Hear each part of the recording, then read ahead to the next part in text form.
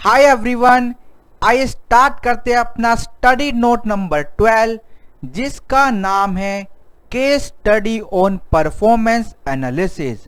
मैं आपको बताऊं कि इसमें स्टडी नोट नंबर 12 से हमारा जो प्रैक्टिकल बनता है अप्रोक्स 30 मार्क्स का बनता है। तो आपको सुनकर आपकी आंखों में वो रोशनी आनी चाहिए कि ये स्टडी नोट कितना इम्पोर्टेंट है और इस स्टडी नोट से अप्रोक्स 30 मार्क्स के हमारे क्वेश्चन हमारे एग्जामिनेशन में आते हैं। फुल्ली प्रैक्टिकल कॉन्सेप्ट है, फुल्ली प्रैक्टिकल ये स्टडी नोट है। सारे कॉन्सेप्ट हमको प्रैक्टिकली अप्लाई करने हैं। तो आइए एक बार हम एक सारे जो हमारे फॉर्मूले यूज होंगे उन पर एक नजर डालते हैं। पहला पार्ट है हमारा रेशो एनालिसिस। उसमें पहले हम देख रहे हैं हमारी प्रॉफिटेबिलिटी रेशो कौन कौन सी होती है। ग्रॉस प्रॉफिट रेशो जिसका फॉर्मूला क्या है, gross profit divided by sale into 100। तो हमको सिर्फ एक बार फॉर्मूले देखने हैं, फॉर्मूले को याद करना है और अपना क्वेश्चन सोल्व करना है। Operating ratio, operating expenses divided by net sale multiply by 100। Third, operating profit ratio, तो operating profit divided by net sale into 100। Net profit ratio यानी कि profit before tax divided by net sale and multiply by 100। Next, expenses ratio, कितना खर्चा किया आपने, तो expenses divided by net sale और multiply by 100।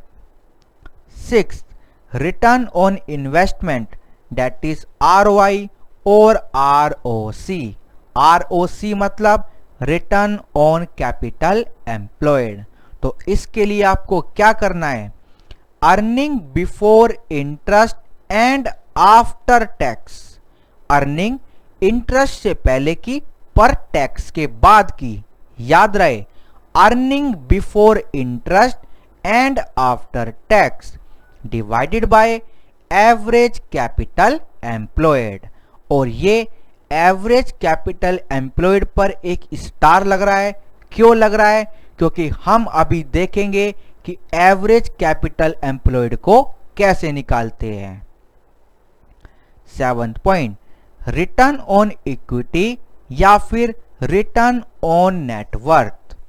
तो इसका फॉर्मूला क्या है, पैट या फिर total earning divided by share holder fund और नेटवर्थ।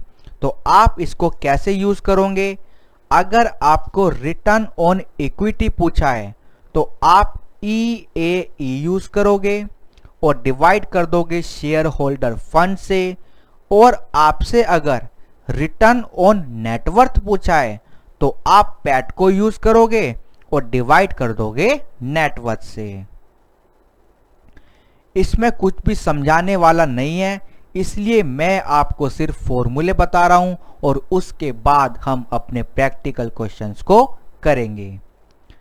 दूसरी आती है एक्टिविटी रेशो। उसमें फर्स्ट है इन्वेंट्री टर्नओवर रेशो। तो फॉर्मूला क्या है, net sale divided by average stock या फिर एवरेज इन्वेंट्री। और दूसरा फॉर्मूला क्या है, COGS, cost of goods sold divided by average stock या फिर एवरेज इन्वेंट्री। नेक्स्ट है हमारा डेटर्स टर्नओवर रेशो।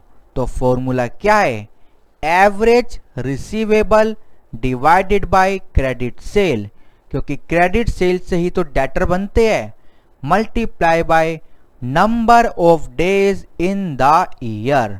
और या फिर हम इसको कैसे भी निकाल सकते हैं, credit sale divided by average receivable यानी कि average debtors.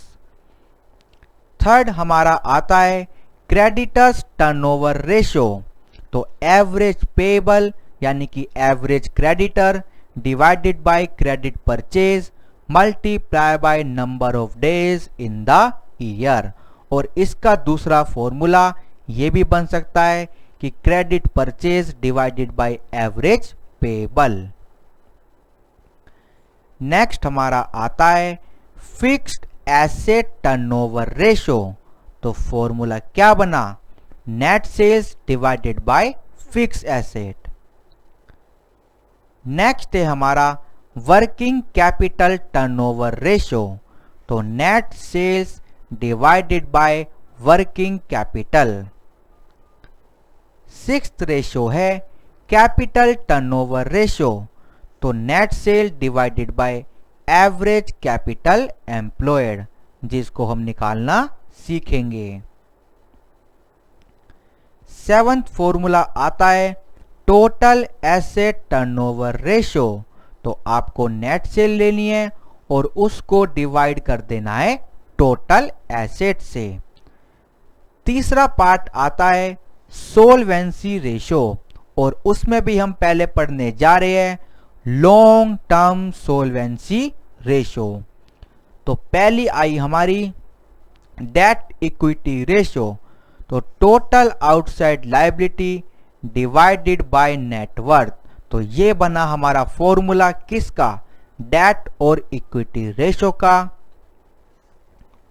Proprietary ratio share holder funds divided by total asset.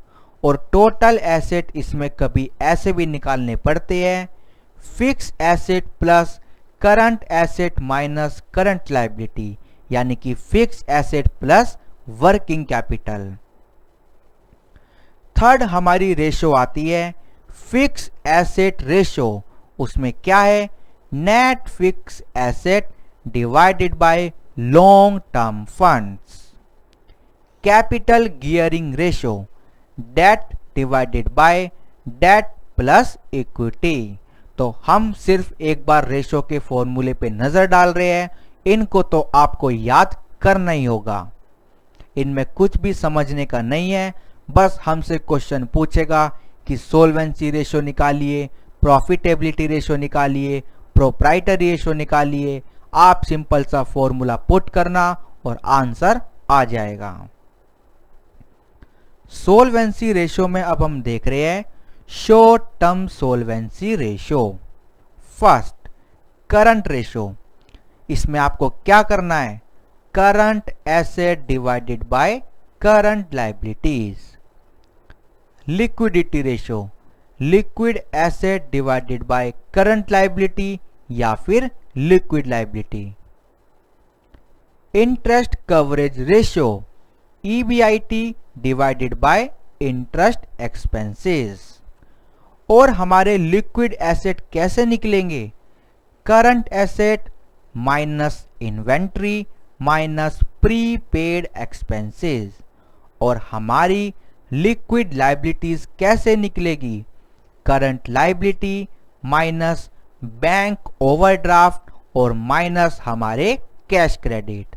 तो यहां पे आके हमारा रेशो का टॉपिक होता है खत्म।